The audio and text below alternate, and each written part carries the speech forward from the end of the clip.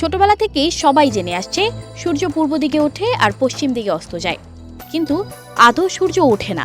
আসলে পৃথিবী নিজের অদৃশ্য মেরুদণ্ডে পশ্চিম থেকে পূর্ব দিকে ঘুরতে থাকে বলেই কখনো সূর্যের আলো তার গায়ে লাগে, কখনো আবার লাগে না।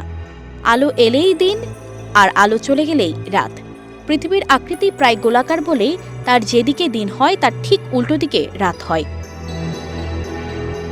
কিন্তু পৃথিবীতে এমন দেশ আছে যেখানে কয়েক মাস সূর্য অস্ত যায় না, সবসময় সূর্য উদীয়মান থাকে। চলুন জেনে নেওয়া যাক সেই দেশগুলো সম্পর্কে। কানাডা বিশ্বের দ্বিতীয় বৃহত্তম দেশ কানাডা। সেখানকার নুনাভূত শহর দেখে চোখ জুড়াবে যে কারো।